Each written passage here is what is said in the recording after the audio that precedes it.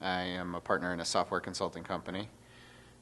Other than that, for fun, hang out with the wife, and I'm a practitioner of Brazilian Jiu-Jitsu, so I train Brazilian Jiu-Jitsu 5-6 days a week.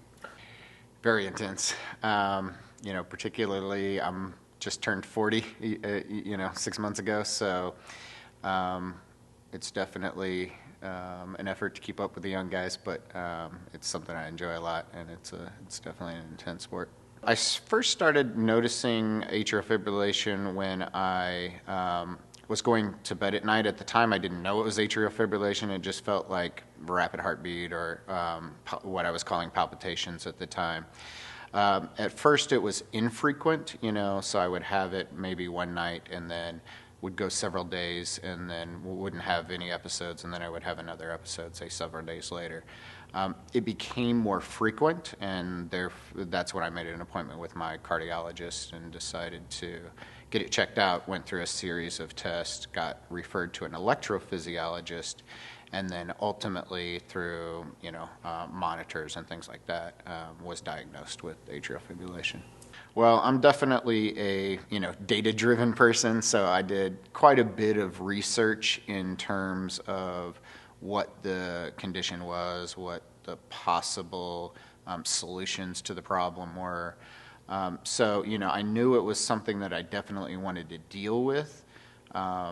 Really the only two options that my research indicated, which also was backed up by my doctor's feedback, was drug therapy, which to me really kind of masked the problem, or having a procedure done. And given the fact that I didn't want to live a compromised lifestyle, I'm very active in lots of sports, and younger in terms of the average population for this condition, I wanted to take the most curative approach to the problem.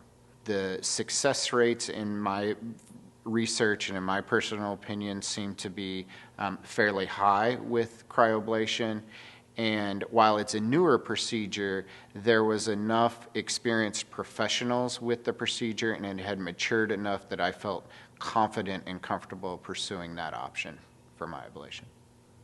I was given advice to, slowly ramp back into full activity. So honestly, I felt good enough after the procedure that I had to hold myself back a little bit.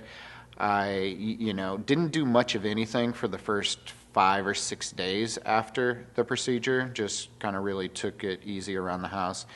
From there, I started, a walking routine where I would first go out for a half an hour and then increase that over several days to an hour, and stayed at that hour walking at a fairly brisk pace for the next 2 to 3 weeks. And then at about the 6-week mark, I went back and started training my sport again. Again, gradually at first, and then, back to full speed. I would say I was probably back to training pre-atrial fibrillation levels at about the 8-week mark post-procedure. I recommended cryoablation to a friend of mine because I have had a very positive experience with it. I felt like my recovery time was shorter than expected. The result for me has been optimal in terms of no recurring issues or anything like that. So when my friend was going through the same thing that I had went through, I certainly recommended them to take a strong look at cryoablation as the procedural approach that they took.